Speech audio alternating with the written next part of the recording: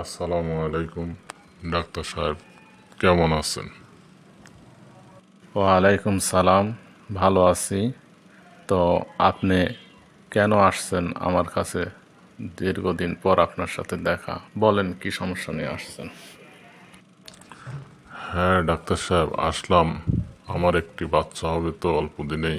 তো বুকের দুধের উপকারিতা সম্পর্কে আপনার কাছ থেকে একটু পরামর্শের জন্য আসলাম। দয়া করে বলবেন।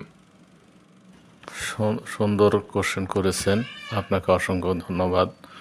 মায়ের বুকের দুধের অনেক উপকারিতা, বিশেষ করে জন্মের পরে বুকের যে শাল দুধ হয়, এই শাল দুধ 1 ঘন্টার মধ্যেই শিশুকে খাওয়ানো শুরু করতে হয়। এই শাল দুধের অনেক উপকারিতা রয়েছে। বিশেষ করে বিভিন্ন ধরনের রোগ প্রতিরোধ ক্ষমতা এই শাল দুধের মাধ্যমে তৈরি হয়।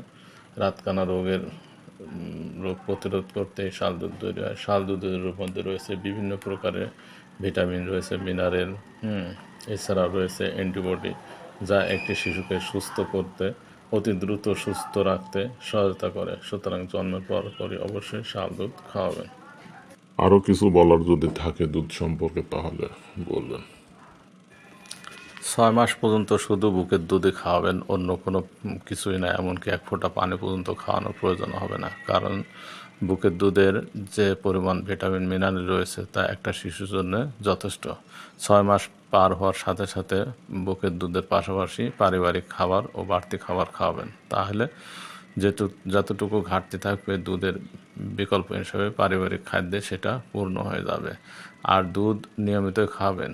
বুকের দুধ খাওয়াবেন, তোলা দুধ কখনোই খাওয়াবেন না, কারণ বুকের দুধ যেমন উপকার তেমনি আপনার পারিবারিক অর্থনৈতিক সাশ্রয় করে দেবে। মায়ের শ্রম কমে দেবে, শ্রমের পরিমাণ কমায় দেবে। পাশাপাশি কী করবে, মা ও শিশুর মধ্যে বন্ধন তৈরি হবে এবং শিশুর সকল প্রকার রোগ, জ্বর, সর্দি, কাশি, নিউমোনিয়া সহ ডায়রিয়া সকল রোগ প্রতিরোধ ক্ষমতা গড়ে তুলবে। ডাক্তার ভাই, আপনি সুন্দর পরামর্শ দিয়েছেন, আপনাকে অসংখ্য ধন্যবাদ।